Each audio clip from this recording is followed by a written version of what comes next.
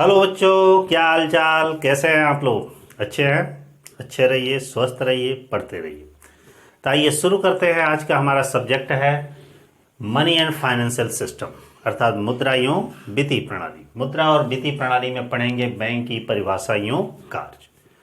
लेकिन वीडियो को स्टार्ट करने से पहले एक चीज़ मैं बताना चाहूँगा कि काफ़ी दिनों से वीडियो नहीं बन पा रहा था, क्योंकि बीच में होली भी था, छुट्टी भी था, व्यस्तता काफ़ी थी, इस वजह से वीडियो बन नहीं पा रहा था। एक और रीज़न है कि आप लोग रिस्पांस बहुत अच्छा नहीं दे रहे हैं। तो बाबू कम से कम वीडियो को अपने फ्रेंडों में ज़रूर शेयर करिए, अधिक से अधिक शेयर करें, ताकि थोड़ा सा रिस्पॉन्स जाएगा तो मान लीजिए बनाने में बेहतर रहेगा।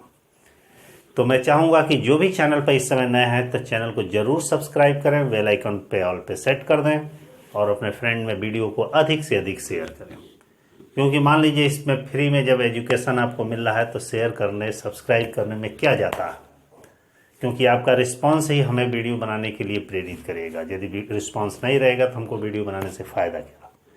तो प्लीज़ आप लोग थोड़ा सा हेल्प करिए, मैं भी आप लोग का हेल्प कर रहा हूँ। तो आइए स्टार्ट करते हैं बैंक की परिभाषा एवं कार्य। ठीक है, ध्यान से देखिएगा। सबसे पहले इसमें हम बैंक के बारे में जानते हैं। बैंक प्राचीन काल में बैंक नहीं था। बहुत पहले के समय में, प्राचीन काल में जब मुद्रा का आविष्कार हुआ उस समय बैंक नहीं थे। बैंक का आविष्कार हुआ कहाँ से? बैंक की उत्पत्ति सबसे पहले इटली से शुरू हुई। कहाँ से शुरू हुई? इटली से शुरू हुई। मतलब बैंक नाम दिया कब से गया? इटली से शुरू हुई, और इटली में फर्स्ट टाइम एक नाम रखा गया बैंको। बैंको नाम रखा गया। बैंको का मतलब क्या होता है कि उस समय, मतलब प्राचीन समय में, कुछ जो व्यापारी होते थे, और एक कैसे व्यापारी, सर्राफा व्यापारी या महाजन जो होते थे, यह आपस में एक ब्रेंच होता था। देखते होंगे, मान लीजिए ये ब्रेंच है। क्या है ये? ब्रेंच है। ये बैठने वाला ब्रेंच है। इस ब्रेंच पर बैठकर आपस में हिसाब किताब, लेन देन किया करते थे, और सब कुछ फाइनल हो जाता था तब इस बेंच को तोड़ देते थे। लेकिन ये तब करते थे कि जब कोई व्यापार में उनको जबरदस्त घाटा होता था, कारोबार नहीं चल पाता था, दिवालिया की स्थिति में हो जाते थे, मजबूरन उनको बैंक बंद करना पड़ता था, मतलब अपना कारोबार बंद करना पड़ता था। और वे सब आपस में मिलकर राय मशवरा करते थे, पूरा डिस्कशन करते थे। किस पर? एक ब्रेंच पर बैठकर, और उसके बाद से उस ब्रेंच को तोड़ दिया जाता था। यहीं से बैंको शब्द की उत्पत्ति हुई, अर्थात बैंक की उत्पत्ति हुई। अब प्रश्न अब ये उठता है, जब तोड़ दिया जाता था तो इस प्रक्रिया को बैंकरुप्ट कहा जाता था। इस प्रक्रिया को क्या कहा जाता था? बैंकरुप्ट कहा जाता था। इसका मतलब होता था दिवालिया। यह मान लिया जाता था कि वह व्यापारी, वह सर्राफ, वह महाजन दिवालिया घोषित कर दिया गया। यहां से शुरू हुई बैंक की प्रक्रिया, अर्थात बैंक शब्द की उत्पत्ति। लेकिन सही मायने में बैंक शब्द की उत्पत्ति कहां से हुई?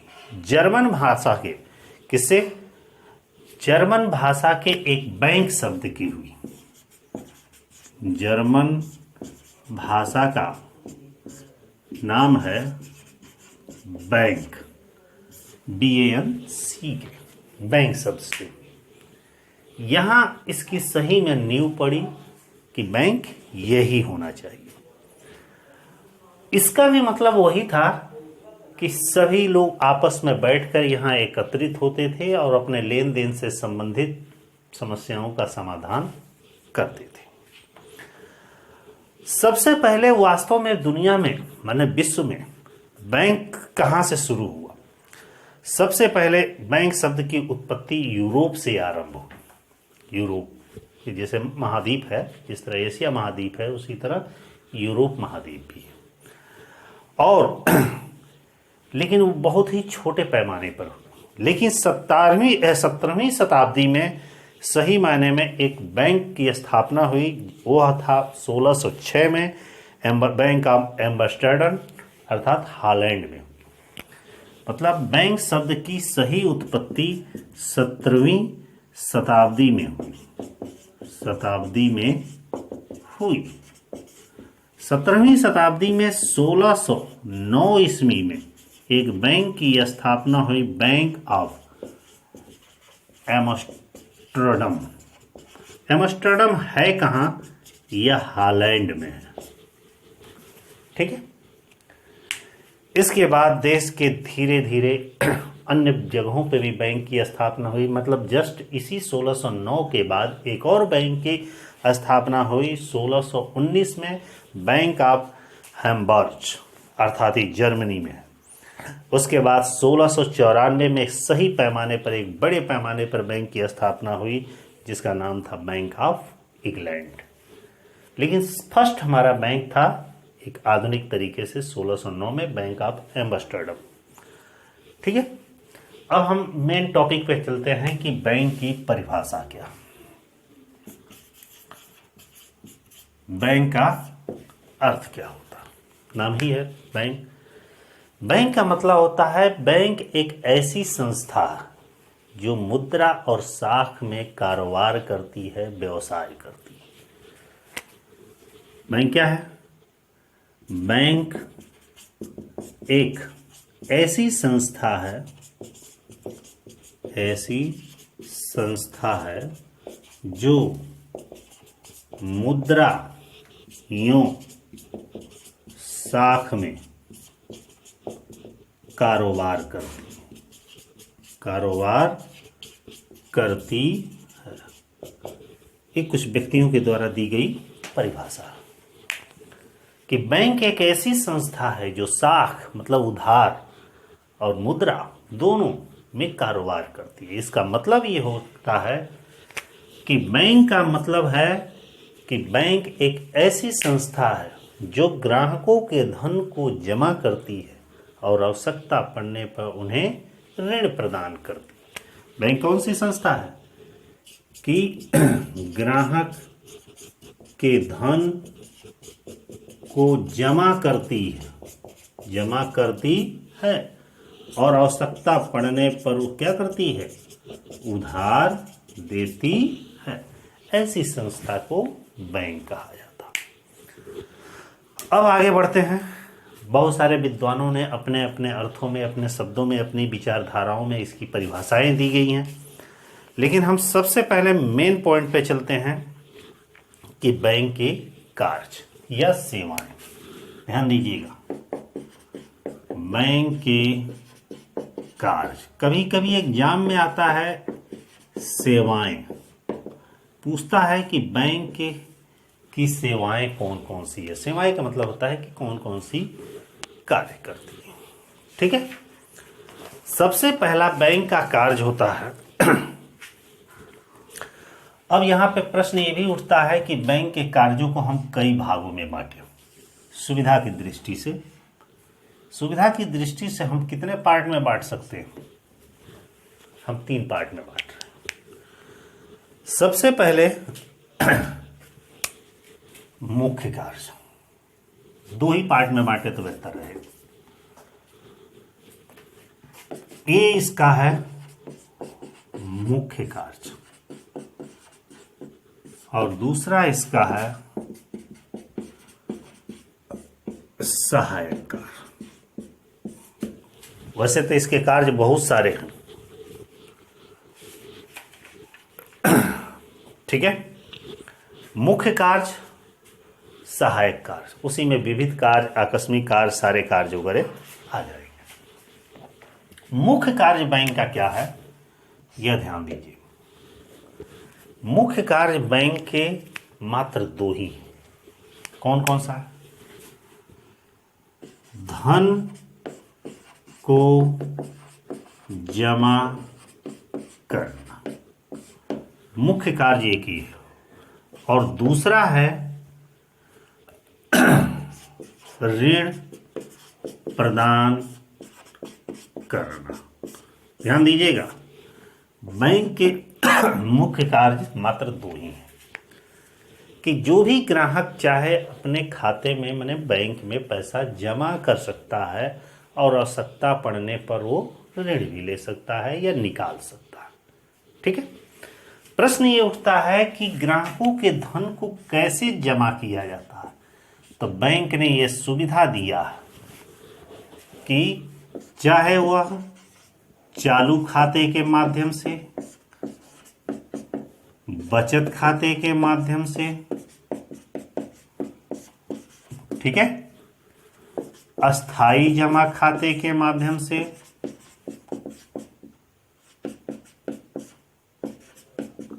और आवर्ती जमा खाते के माध्यम से। मतलब कि जब एक ग्राहक के पास पैसा हो जाता तो बैंक में पैसा जमा करने के लिए जाएगा। अब जाएगा तो कहाँ जमा करेगा, कैसे जमा करेगा? तो उसके लिए 4 बैंक ऑप्शन देता है कि भाई हमारे यहाँ इस टाइप का खाता खुलवा लीजिए और पैसा अपना ले आके इसमें बेहिचक जमा कर दीजिए। वो कौन कौन सा खाता है? चालू खाता, बचत खाता, स्थायी जमा खाता, आवर्ती जमा खाता। यहाँ ध्यान दीजिएगा, चालू खाता व्यापारियों के लिए होता है, बचत खाता हमारे आप जैसे आम पब्लिक के लिए होता है, अस्थाई जमा खाता ये उनके लिए होता है कहीं से उनको अचानक कुछ मोटा रकम मिल जाता है और सोचते हैं कि अभी ज़रूरत नहीं है तो ले आओ फिक्स कर दें, जब ज़रूरत होगा तो निकाल लिया जाएगा। और आवर्ती जमा उनके लिए होता है जो डेली रोजगार पेशे वाले व्यक्ति हैं, निश्चित आय कमाने वाले हैं, तो उनके लिए होता है कि हर महीने कुछ थोड़ा थोड़ा वो अमाउंट जमा करें और समय पूरा होने पर निकाल लें।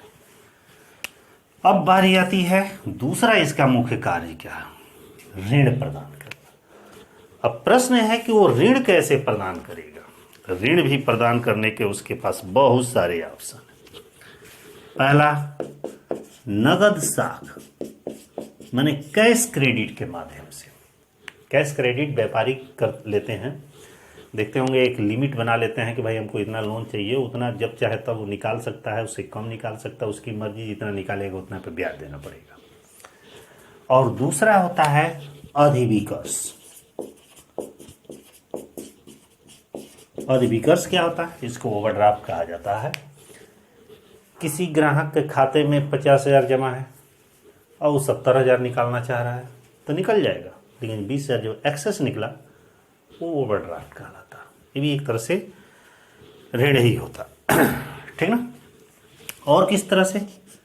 सामान्य कोई कर्ज भी लेके कर सकता है। ठीक ना। ऐसे ऐसे बहुत सारे, मैंने मुख्यतः ये 3। अब सहायक कार्य या इसको अभिकर्ता संबंधी कार्य भी कहा जाता है। वो कौन कौन से हैं? सहायक कार्य कई ठो हैं, मतलब इस 2 मुख्य कार्य के अलावा बहुत सारे कार्य, जितने कार्य हैं सब सहायक कार्य में। जैसे पहला क्या है? धन का हस्तांतरण करना, पहला कार्य। और क्या कार्य है? लाकर की सुविधा उपलब्ध कराना,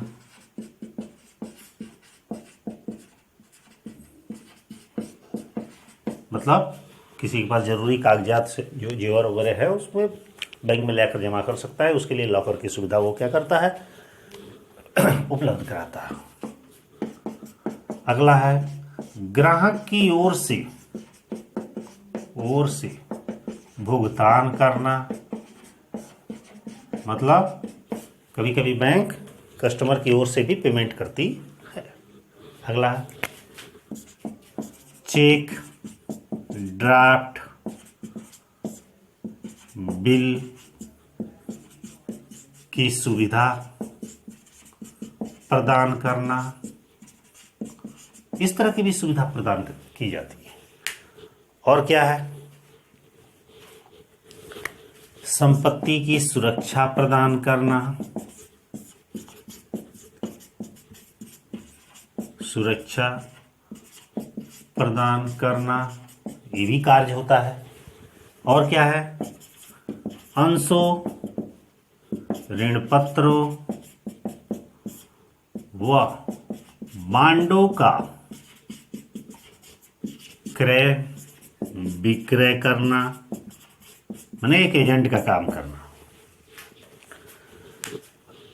अगला, साख पत्र निर्गमित करना, साख पत्र निर्गमित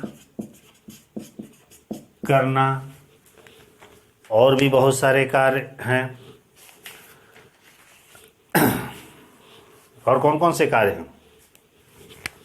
बैंक का ये भी कार्य है, साख का निर्माण करना, ध्यान देते रहिएगा, ये सब अन्य कार्यों में। और आपके दिमाग में जितना चल रहा होगा, जितना भी सोच लीजिएगा कि बैंक ये भी काम करता है, तो सब अन्य कार्य ऐसा है कार्य में आते हैं। फिलहाल इतना ही रहने देना है, क्या कि याद भी तो करना है आपको। तो इसमें आप क्या पढ़ें, बैंक के कार्य या सेवाएं। याद रखे रहिएगा, बैंक के केवल 2 ही मुख्य कार्य है, बाकी सब अन्य कार्य, सहायक कार्य, विक्रेता संबंधी कार्य, विविध कार्य में आ जाएगा। तो इस पे एक अच्छा सा क्वेश्चन बनता है। क्वेश्चन हमारा ये बनता है, बैंक क्या है, इसके कार्य बताइए। क्वेश्चन ऐसे भी आ सकता है, बैंक की परिभाषा दीजिए तथा इसकी सेवाओं का वर्णन कीजिए। ऐसे भी क्वेश्चन होता है, बैंक क्या है, इसके मुख्य कार्य बताइए। छोटे क्वेश्चन में भी पूछ सकता है कि बैंक के मुख्य कार्य बताइए या बैंक के सहायक कार्य बताइए। तो इस तरह से इस पर कई क्वेश्चन बन सकते हैं। इस तरह बैंक की परिभाषा और कार्य हमारा समाप्त होता है। कैसा वीडियो लगा, अब लाइक और कमेंट के माध्यम से जरूर बताएं। एक चीज़ और, एक बार और मैं कहना चाहूँगा कि बाबू जो भी वीडियो देख रहे हैं, वीडियो को जरूर शेयर अपने फ्रेंडों में करिए, क्योंकि आपका रिस्पांस देंगे तभी हम वीडियो बना पाएंगे। मान लीजिए आपके लिए हम वीडियो बना रहे हैं, आप देखे ही ना हो, कहीं शेयर ही ना करें, इस रिस्पांस ना, व्यू ना जाए, आप लाइक ना करें, कमेंट ना करें, तो हमको वीडियो बनाने से क्या फ़ायदा। इसलिए प्लीज़ सभी लोग से विशेष रिक्वेस्ट है कि आप लोग वीडियो को अपने फ्रेंडों में अधिक से अधिक शेयर करें। ठीक है, फिर नेक्स्ट वीडियो में नेक्स्ट डे मिलते हैं, तब तक के लिए बाय।